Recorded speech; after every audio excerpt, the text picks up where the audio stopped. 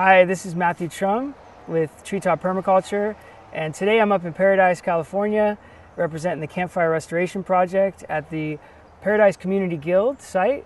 And so about 4 months ago, we came with a group of people and held a workshop called Sweep Out the Broom. And I was honored to be able to lead a workshop on Scotch Broom removal and doing it the natural way. Hi everybody! Welcome to our Sweep Out the Broom workshop here at Paradise Community Guild in Paradise, California. We've got a couple great workshops for you today and we're really happy you can join us.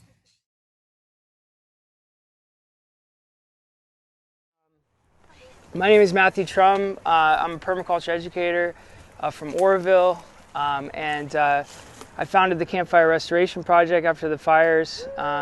Today, we're talking about the aftermath effects of these systems after a fire. One of them is, invasive plants, and the big one that everybody's been seeing is Scotch Broom and Spanish Broom. It's not just Scotch Broom, it's also Spanish Broom. Now, we are here late. The good side of it is it hasn't gone to seed yet. Ideally, we would have been dealing with this in the spring, right when it's coming up, okay, when it's a small little herbaceous plant. But as this broom grows, it becomes a woody plant, it becomes really hard, and it becomes much harder to deal with. So you see behind me, we have a big area that the Scotch Broom has taken over, and we're going to be working in that area. But before we go over there, I want people to understand weeds and this word that we have called weeds. So first of all, it's a human construction, this term weeds. It's plants that we don't particularly like, in a place. That's all that a weed is. A lot of them that people think are weeds are actually native plants that are very beneficial in many ways, medicinal, edible, many other things. I don't like to think of plants as bad or, like invasive or all these things, because they're filling, like Scotch Broom is filling a niche right now. We need to understand the symptoms, not just, looking at a plant as a problem. Almost all weeds that we consider weeds, if we remove them, like if we just pull them, we're actually, it's going to take a lot longer for that system to repair itself. Most people want to just attack the broom, and we got to pull it out, we've got to spray it out. Scotch Broom, it releases inorganic phosphorus that other plants can take up. It increases biomass and bioavailable nitrogen and phosphorus. When that plant dies or is grazed by an animal, then it releases it, okay? Or we chop it, it releases those nutrients and makes it available for other plants. So sometimes you have to make a choice. Do I want to keep fighting nature and fighting this ancient expression of, forest coming back, or do I want to actually help that system move forward? How do we understand the function of this plant? How do we allow it to finish its job while still out-succeeding it?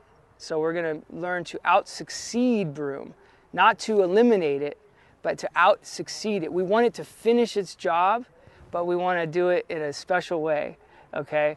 And that's going to be by our design. So you guys ready to do this? Let's all walk over here for a second so I can point out what I was talking about here with the oaks and different things that are coming back, and then we'll get into it.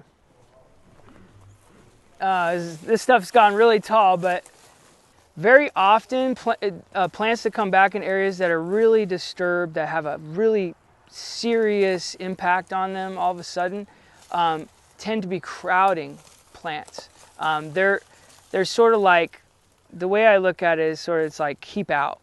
Like I'm working here, I'm working here, everybody stay out. It also allows these really small creatures to have a habitat in here and be safe from predation and build their numbers back up as well, which is also really beneficial.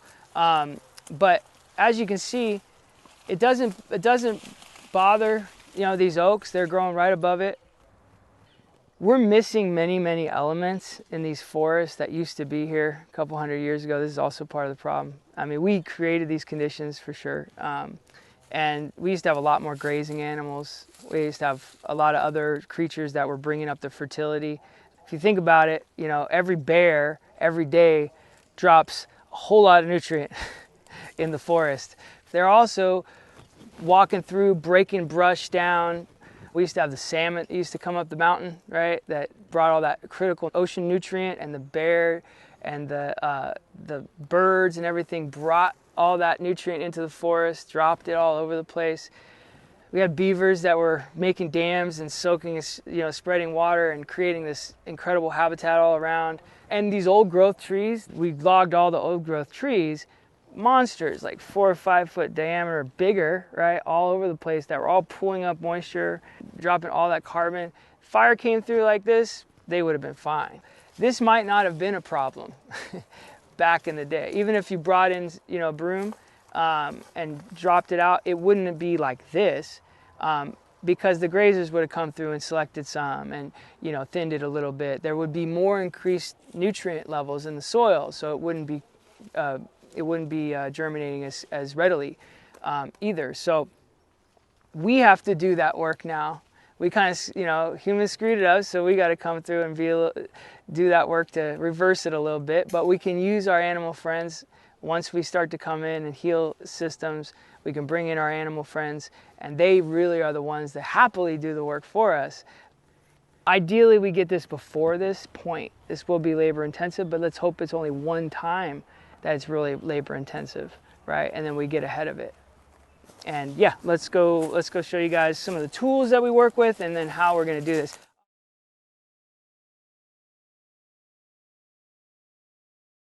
So ideally you're coming in the spring and you're getting this stuff early on when it's herbaceous. If you wait to this stage, so a lot of this I'm saying for people that, you know, in the bear fire, right? Because you're gonna be seeing this come soon, next year or the year after. Some people it came the first year, some people it came the second year.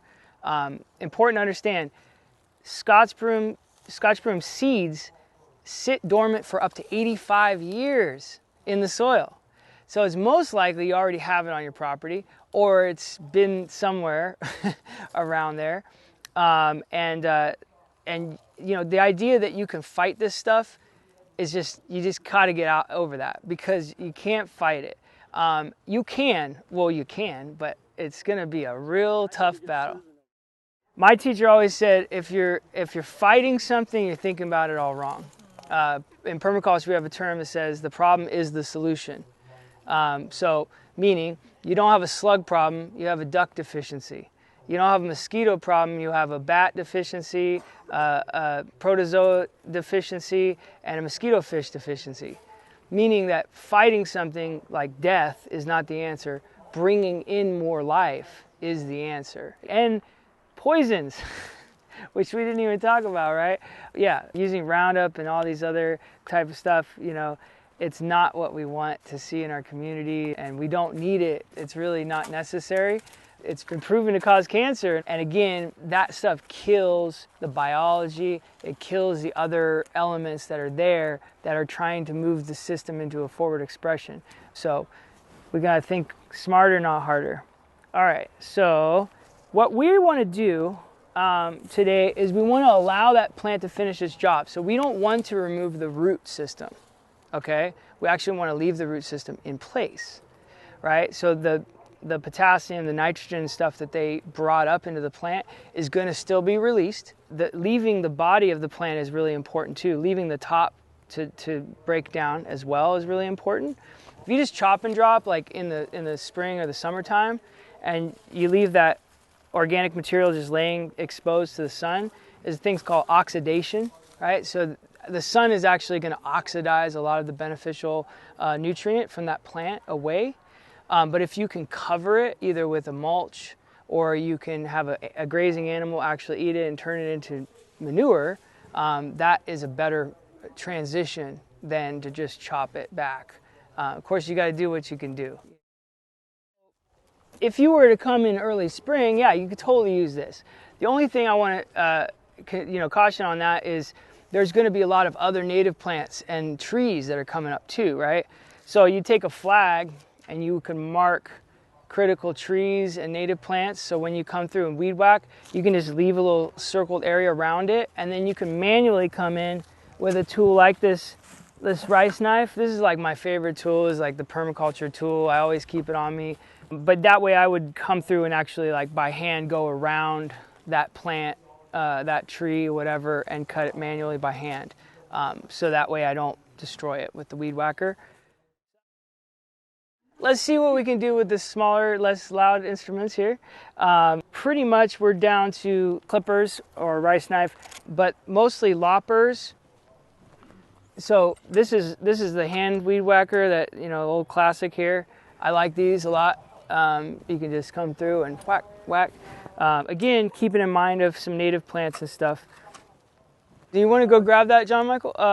The little tool that she has. This is the normal apparatus that everybody's been told to use to pull the broom. And the only time I would say use this is if it's in a garden space you want to use, like right now for a vegetable garden, okay?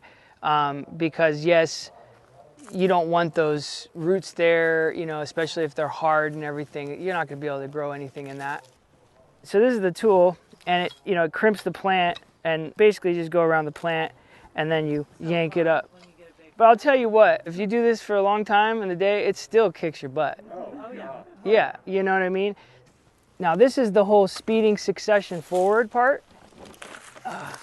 So we have, this is a multiplex cover crop mix you can buy at the Northern Star Mills down in Chico here. Okay, so it's a combination of all kinds of winter cover crops that fix nitrogen and things like that. Plant the cover crop in the spring. Yes. You would use a summer cover crop though. Buckwheat is an incredible one too, actually. This is a simple one. This is not a native blend, but Jennifer is bringing us a whole bunch of native seeds to mix in with this. So the key here is diversity, as well as things that fix the same nutrient deficiencies as the broom is doing, but at a higher expression, right? So that higher expression of the succession in the system. Now this is the one of my favorites to do though. This is what I think is the exact equivalent in the niche that the broom is filling in our system here. This is woolly mullein, okay? You guys probably recognize this plant.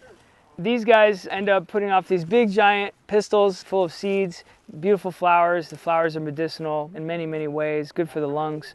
This plant is a dynamic accumulator, and it's pulling up all kinds of complex, more complex than the broom is, nutrients from deep down. It puts down a really deep taproot, sometimes up to 8-10 feet deep in the soil, and it's a miner, you know, mines nutrients. So I want to outcompete this Scotch Broom with the mullein, okay? The order of operations here is going to be, one group is going to be cutting, second group will be pulling that broom and piling it up for a minute, okay, in a spot nearby, probably in the middle here, all in one, facing one direction, okay? And then another group is going to come through with our seed. Then we're going to come through with the broom. Actually, we'll put the broom on top, a light layer of the broom over top of everything that we pulled to the side. Then we're going to add manure. I have some horse manure. Now this is mimicking the missing nutrients that we're losing in the forest right now. So biomimicry, this is what we're doing today. And then to top that off, we're going to actually add a whole nother season on top of it. Unfortunately, we don't have a lot of leaf cover, so we're not going to get those leaves falling. So we're going to mimic that by adding the wood chips on top of it as the cap, as the top layer of this system, okay? And by doing this, we're fixing the soil conditions. We're allowing the roots of this stuff, of the broom and the bodies of the broom to actually finish their job in the soil. There will be some broom next year, but it'll be much less. And then in a couple years, it'll be completely gone.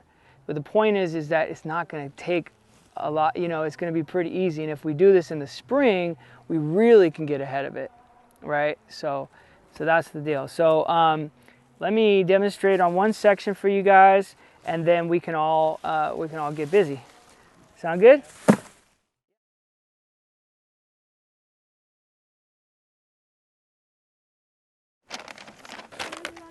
All right, let's just do Bruce got it. this section right here. Bruce got it. So I'm just gonna go, I'm going as low as I can to the ground, okay?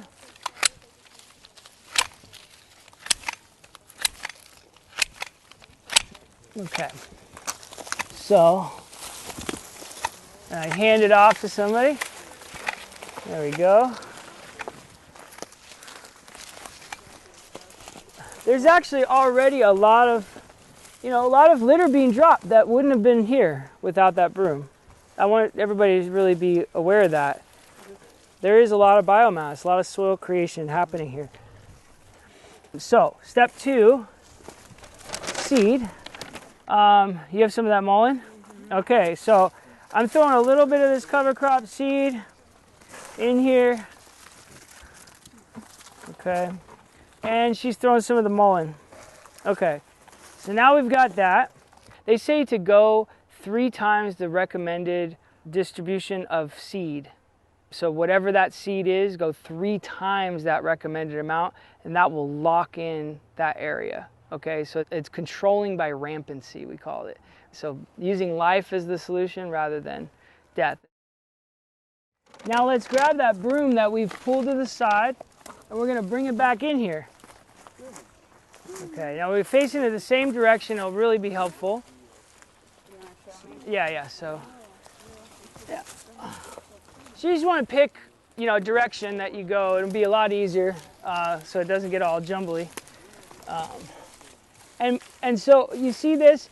Now I've got the top half of the plant's green, the rest is brown. So if I were to then move down this way, I would just go to where the green is on the plant. So we're doubling up, sort of, we're layering it. Does that make sense?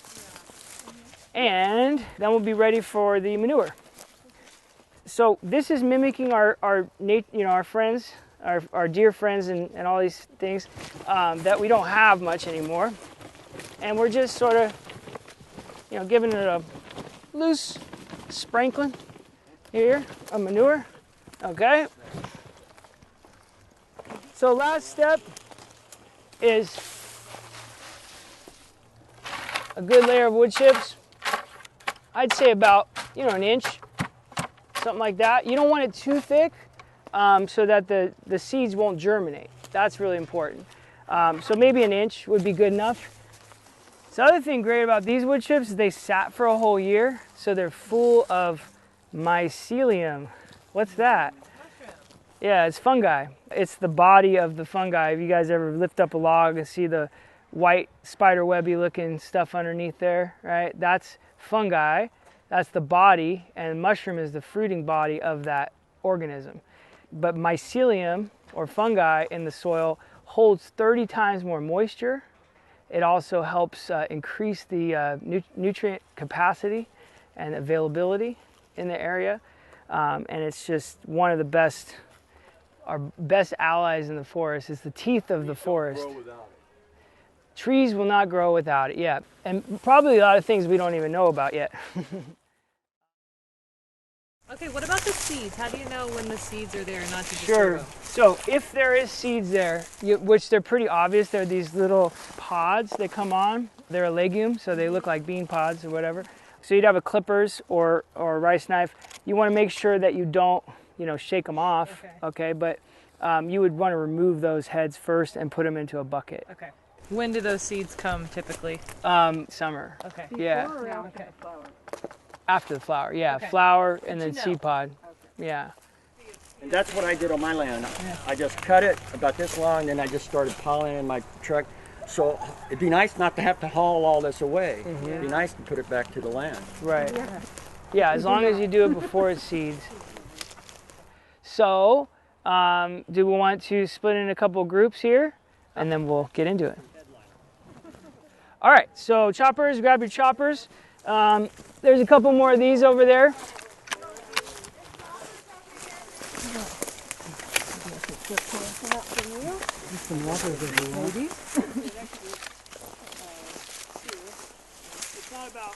Closer you can get to the ground, the better, right?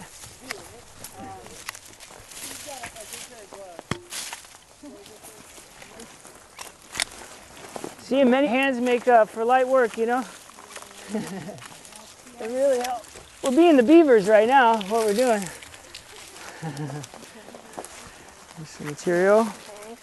We're trying to avoid this guy. Yeah, the thing with the Roundup too is you still got to remove that biomass. You can't spray it like this.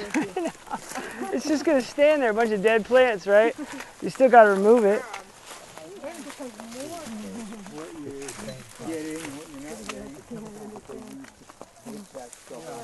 Okay, we'll go in another about, what, foot or so? Okay, where's my seed people? Why don't you be in charge of the cover crop? And if you want to do the native stuff. Okay. All right, I'm going to ask everybody to stop for now. We're going to go ahead and stop. Now, just real quick, before we talk about what's happening here, I did notice a lot of folks left a lot of this stuff high. You know, again, just a little bit difficult when we get in there to walk and stuff. So try to get it down as close as you can to the ground. We now have our crews coming and dropping the seed. So we've got the native blend here, which is a yarrow, goldenrod, Queen Anne's lace, and vervain, as well as mullein seed in this mix. And then he's got the multiplex cover crop blend. He's coming one wave, she's coming behind him. And so they're going to scatter all that seed out. Now we want to choose a direction here to lay these, and I'm thinking it's going to be easier. And you got some that are like a tree, you know, they've already sprouted. Probably something a deer ate it back or something at one point. But that's about good. Oops, wrong way. So remember which way it's pointing. So the next group is going to come in and layer it, stack it over, so the green material comes right up to the green material on this plant. That makes sense? So do the first foot all the way around, and then we'll come and do the second foot of material. Anybody's way over here. So the other way.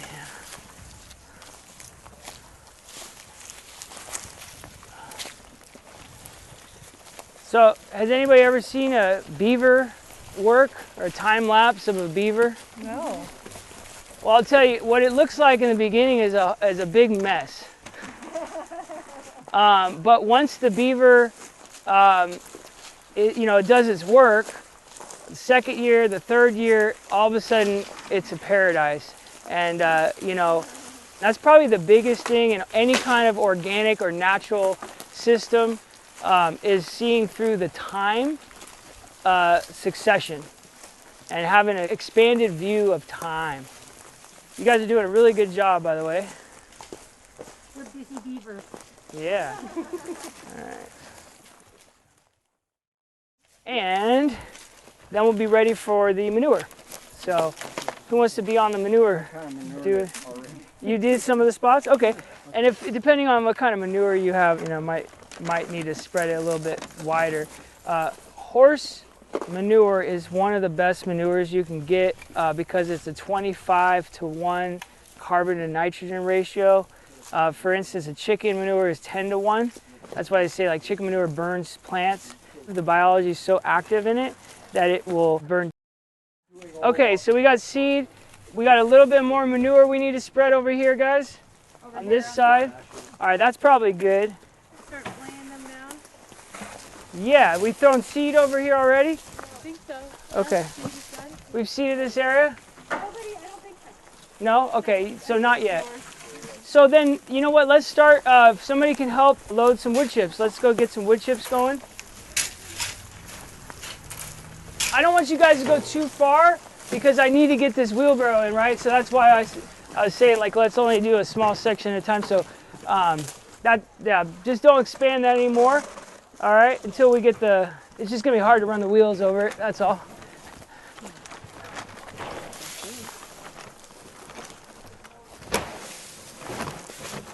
All right. So if somebody wants to fill this up, I'll just spread it by hand for now.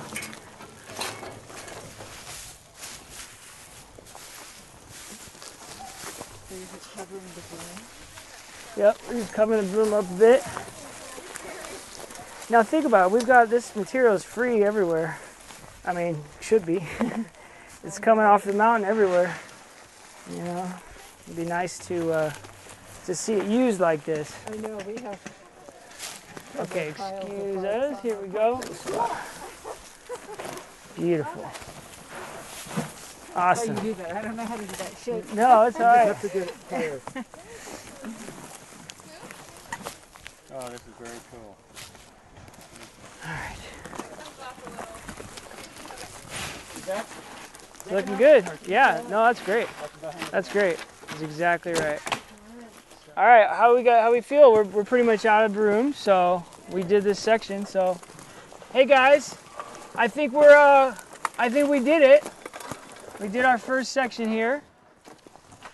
So, the thing I want to, say to everybody is like, yeah, this is a little bit of labor intensity right now, but the whole point is that it's hopefully going to decrease in every year exponentially, right? So you have a bit of labor going in the first time, but every time you're not having it come back even harder next year because you pooled it, right? Or you sprayed it. You're actually going to see it decrease dramatically the next year and increase the overall soil conditions of the area, so.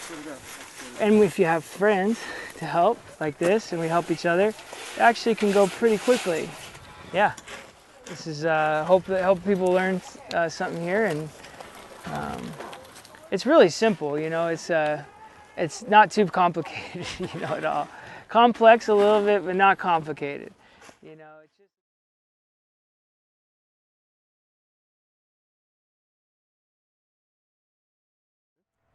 So here we are, 4 months later, and it's pretty astonishing. You can see it right off the bat when you come in here.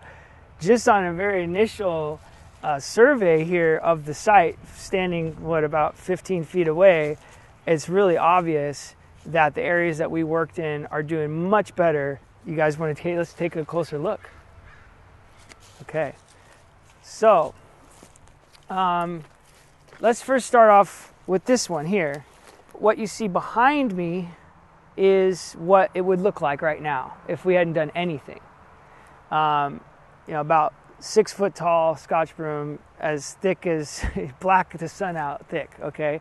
And so in this section, they came through with a Brush Hog and they chopped it way back.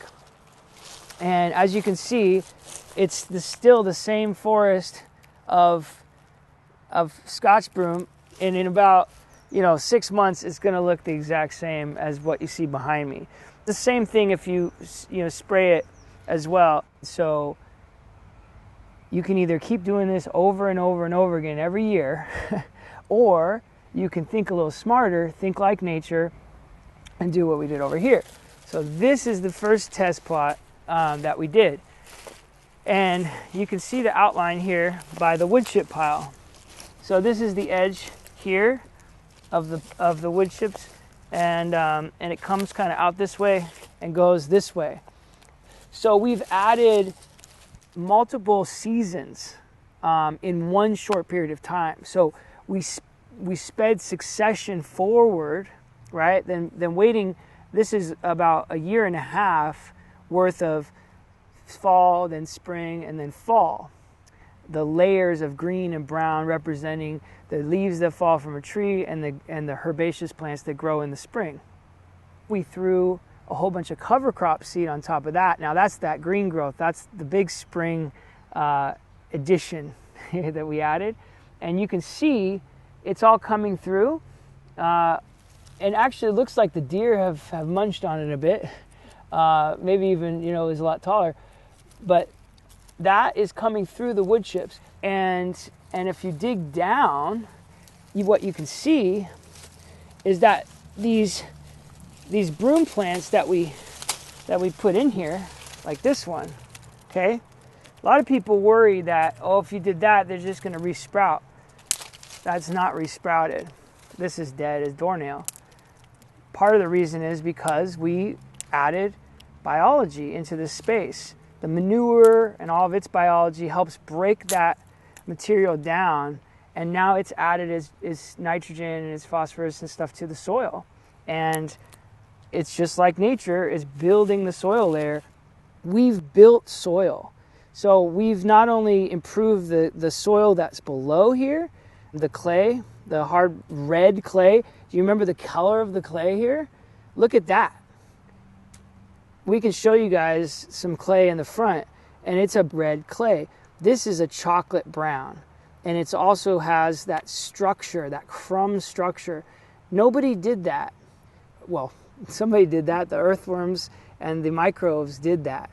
And so it's not only building the soil that was already here, but we've also built another 2 or 3 inches of soil on top of that by the end of next year is going to all be rich, beautiful soil, full of fungi, full of microbes.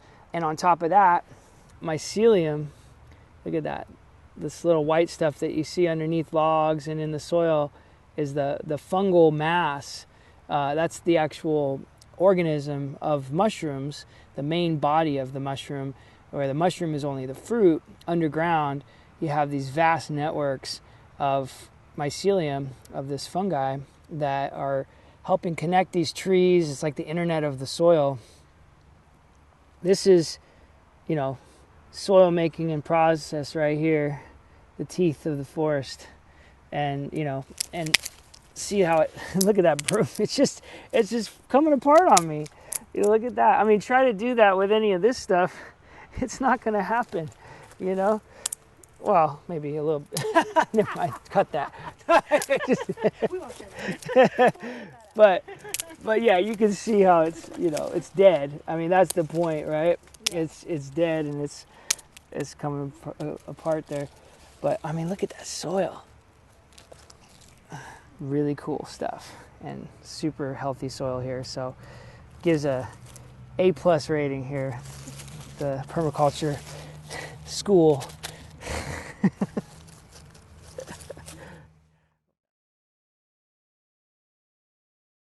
I really don't see anywhere in here that any broom has come up, except for maybe a few spots where we didn't chop it quite as low. So like this is one, but this is dead. See, I didn't even have, there's no roots, no living roots on that. No living roots on that. Trying to see if there's any ones at all that are living. Oh, here you go. Wait, maybe. Is this one? Okay, that one, see, it's still green a little bit, but you saw how easy it was to pull it up. That's really it. So even if you had to come through and like pull 1 or 2 plants out or weed whack it like a little bit one time, we have eliminated this situation long term here. And so, and we've built soil, and we've increased the health of everything around, all the animals and the plants and everything around here. And this would be a great space to now go ahead and plant fruit trees or anything you want it to. Now I do want to show you guys this one other section where I learned something. On this side we actually did the cover crop last, which I was like, oh no, because I was worried that the birds were going to eat it, but actually it turned out to be something I wasn't expecting. So this is beautiful. So this is actually what I was hoping was going to happen over there. I think what we did is we laid a little bit more wood chips than we needed to, and part of it is because a lot of the wood chips that we have up here are more pine than oak, and so, but this is where we put the cover crop later in this section. Now, there's multiple things that are really good about this. For one, you know, we love green and we love growth, but it's also created a blanket of cover here, which means that it's much less likely that any of the broom is going to come back in this system. Now, I do have to say that it doesn't have to be just, you know, these kind of cover crops. It can be lots of native plants. You know, this is just, we were lucky to get donated what we had, and this is what we were donated. We did put some natives, and they'll probably be coming more in the spring around here. So I'm happy to come back and check it out even more. But this is super healthy, and if you dig down in here,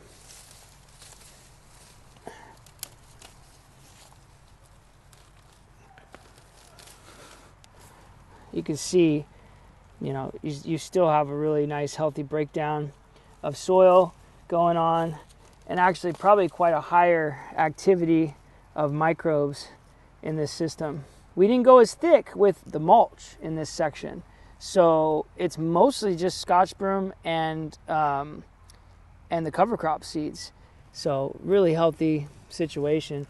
So I couldn't be happier with the results. You know, sometimes when you are working with the very fundamental laws of nature, you know, there's certain constants in this universe, and there's patterns in this universe, and if you follow those patterns, you follow the design of nature, you really can't go wrong. And so this is something that can be mimicked everywhere, and it might be a little bit more, you know, new to you, and it might be a little bit weird to you and feel kind of uncomfortable, but I bet you, you know, if you can just, and please, you know, ask for help, and that's what we're here at Campfire Restoration Project, to help people do this kind of stuff.